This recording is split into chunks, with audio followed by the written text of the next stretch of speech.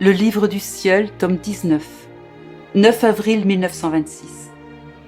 Différence entre les vertus et la divine volonté.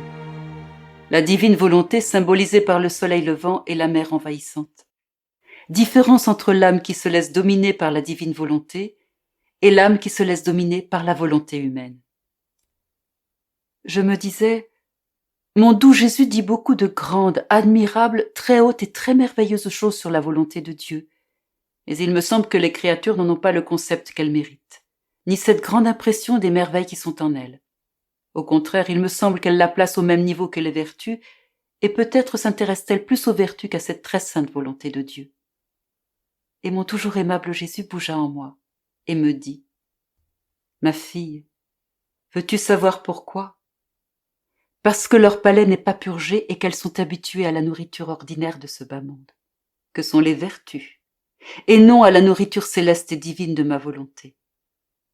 Cette nourriture céleste n'est appréciée que par ceux qui considèrent la terre, les choses et même les gens comme des riens, ou comme pleinement ordonnés en Dieu.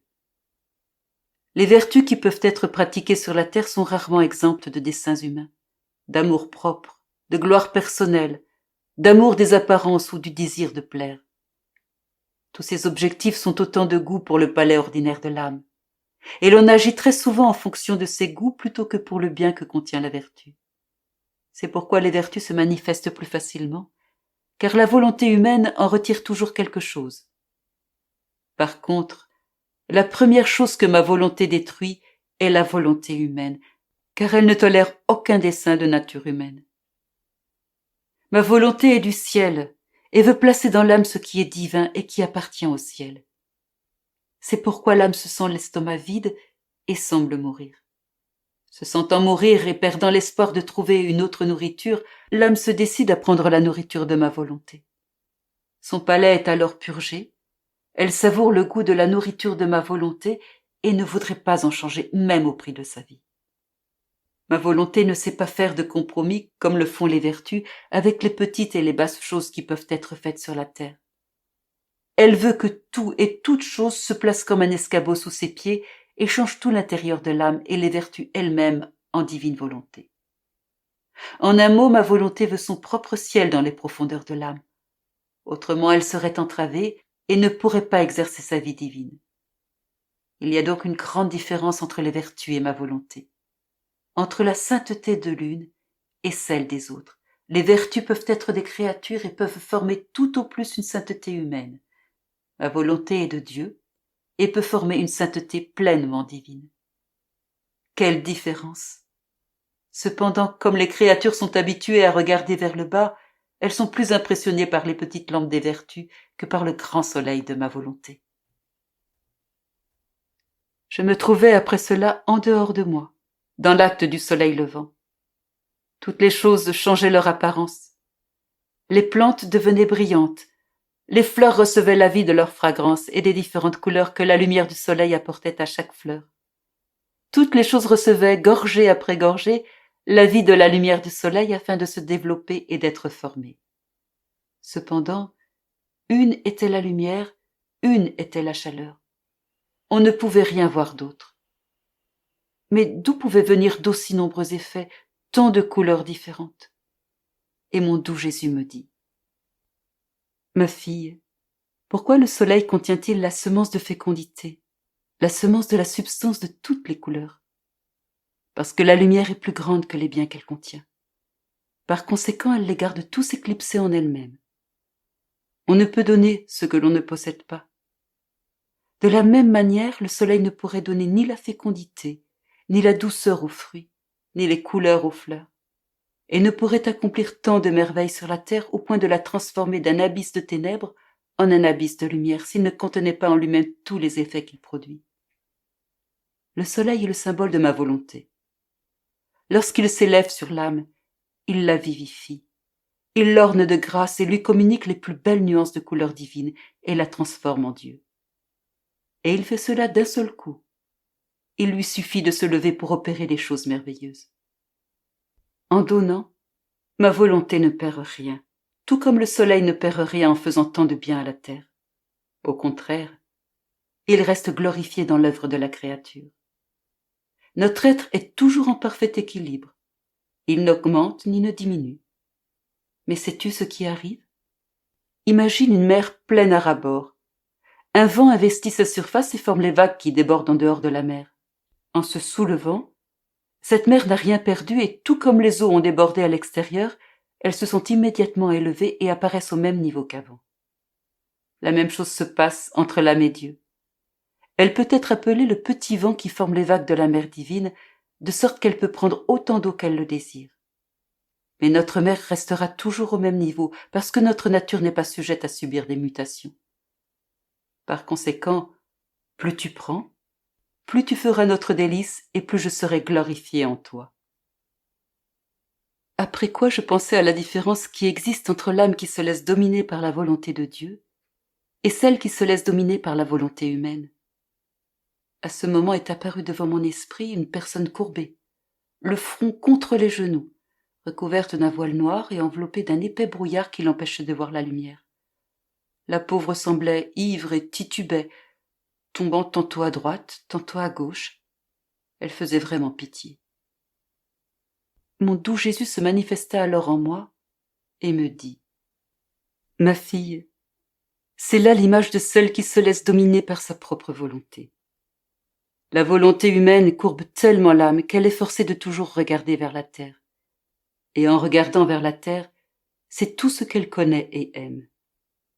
Cette connaissance et cet amour forment beaucoup d'exhalaisons. Ils constituent un brouillard épais et noir qui l'enveloppe complètement et lui cache la vue du ciel et de la belle lumière des vérités éternelles. Par conséquent, la raison humaine, enivrée par les choses de la terre, ne marche plus d'un pas assuré et titube tantôt vers la droite, tantôt vers la gauche, enveloppée toujours davantage par une épaisse obscurité qui l'entoure. Il n'y a pas de plus grand malheur qu'une âme qui se laisse dominer par sa propre volonté. C'est tout le contraire pour l'âme qui se laisse dominer par ma volonté. Ma volonté la fait se tenir bien droite, de telle sorte qu'elle ne peut se courber vers la terre, mais regarde toujours vers le ciel. Son regard, toujours tourné vers le ciel, forme de nombreuses exhalaisons de lumière qui l'enveloppent complètement. Ce nuage de lumière est si épais qu'en éclipsant toutes les choses de la terre, il les fait toutes disparaître, et en échange fait réapparaître pour elle tout ce qui est du ciel. On peut donc dire que le ciel est ce qu'elle connaît, et que ce qui appartient au ciel est ce qu'elle aime. Ma volonté rend son pas assuré, et elle ne risque pas de chanceler, même le moindrement. Magnifiquement dotée d'une raison saine, cette âme est si illuminée par la lumière qui l'enveloppe qu'elle passe d'une vérité à une autre. Cette lumière lui fait découvrir des mystères divins, des choses ineffables, des joies célestes. Ainsi, il n'y a pas de plus grand bonheur pour une âme que de se laisser dominer par ma volonté. Elle possède la suprématie sur toute chose. Elle occupe la première place d'honneur dans toute la création. Elle ne s'écarte jamais du point où Dieu l'a créée.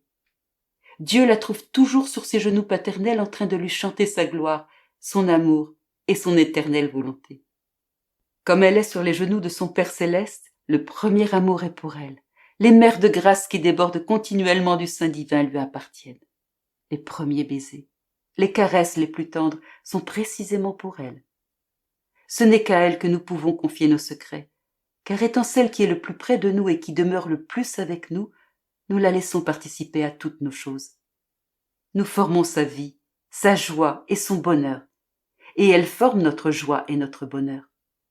En fait, comme sa volonté est une avec la nôtre, et comme notre volonté possède notre bonheur même, il n'est pas étonnant qu'en possédant notre volonté, l'âme puisse nous donner des joies et du bonheur, et nous nous rendons ainsi mutuellement heureux.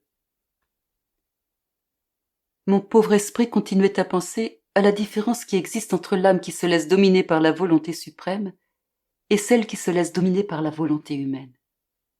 Et mon très grand bien ajouta « Ma fille, ma volonté contient la puissance créatrice. Par conséquent, elle crée dans l'âme la force, la grâce, la lumière et la beauté même avec laquelle elle veut que ses propres choses soient accomplies par l'âme. L'âme ressent en elle-même une force divine, comme si elle lui appartenait. Une grâce qui est suffisante pour le bien qu'elle doit faire ou pour la souffrance qu'elle doit supporter. Une lumière qui, comme naturellement, lui fait voir le bien qu'elle doit faire. Et attirée par la beauté de l'œuvre divine qu'elle accomplit, elle se réjouit et festoie parce que les œuvres que ma volonté accomplit dans l'âme portent la marque de la joie et d'une fête éternelle. Cette fête a été commencée par mon fiat dans la création, mais elle a été interrompue par la rupture de la volonté humaine avec celle de Dieu. Et lorsque l'âme laisse la volonté suprême opérer et dominer, la fête reprend son cours et les amusements, les jeux et les délices continuent entre la créature et nous. Il n'y a en nous ni malheur, ni tristesse. Comment pourrions-nous les donner aux créatures? Et si elles sont malheureuses, c'est parce qu'elles quittent la divine volonté et se laissent enfermer dans le petit champ de la volonté humaine. Par conséquent, lorsqu'elles reviennent dans le vouloir suprême, elles trouvent les joies, le bonheur, la puissance, la force, la lumière, la beauté de leur Créateur. Et en les faisant leur, ces âmes sentent en elles-mêmes une substance divine naturelle au point de leur faire ressentir de la joie et du bonheur, même dans la douleur. C'est par conséquent toujours une fête entre l'âme et nous. Nous jouons et nous nous réjouissons ensemble. Par contre, il n'y a pas dans la volonté humaine une puissance créatrice qui, si l'homme veut exercer les vertus, soit capable de créer la patience, l'humilité, l'obéissance, etc. Ce qui explique la difficulté et la fatigue dans la pratique des vertus, car il lui manque la force divine qui la soutient et la puissance créatrice qui nourrit et donne vie aux vertus. C'est alors que survient l'inconstance, et l'on passe facilement des vertus aux vices, de la prière à la dissipation, de l'église aux amusements, de la patience à l'impatience, et tout ce mélange de bien et de mal engendre le malheur dans la créature. Par contre, l'âme qui laisse régner en elle ma volonté éprouve de la fermeté dans le bien. Il lui semble que toutes les choses lui apportent du bonheur et de la joie. D'autant plus que toutes les choses que nous avons créées portent la marque, la semence de joie et de bonheur de celui qui les a créées. Et elles ont toutes été créées par nous pour apporter du bonheur à l'homme. Chaque chose créée a le mandat d'apporter à la créature le bonheur et la joie qu'elle possède.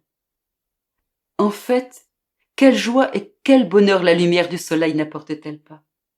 Quel plaisir le spectacle de l'azur des cieux, d'un champ de fleurs, du murmure de la mer ne procure-t-il pas?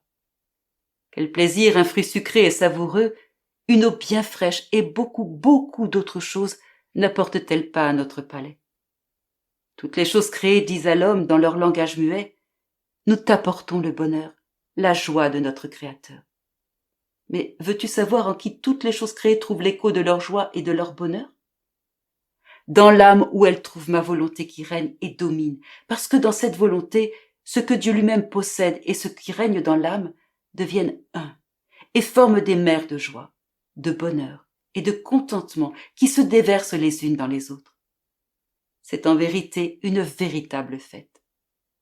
Par conséquent, ma fille, chaque fois que tu te fusionnes dans ma volonté et que tu parcours toutes les choses créées pour imprimer ton amour, ta gloire et ton adoration sur chaque chose que j'ai créée pour te rendre heureuse, je sens renouveler en moi la joie, le bonheur et la gloire comme dans l'acte de la création tout entière. Tu ne peux comprendre la fête qui est la nôtre lorsque nous voyons ta petitesse voulant embrasser toutes choses dans notre volonté, nous payer de retour en amour et en gloire pour toutes les choses créées. Notre joie est si grande que nous arrêtons tout pour jouir de la joie et de la fête que tu nous donnes. C'est pourquoi la vie dans la volonté suprême est pour nous et pour l'âme ce qu'il y a de plus grand. C'est l'épanchement du Créateur sur la créature, et en se déversant sur elle, il lui donne sa forme et la fait participer à toutes les qualités divines, de sorte que nous trouvons nos œuvres, notre joie, notre bonheur répétés par elle.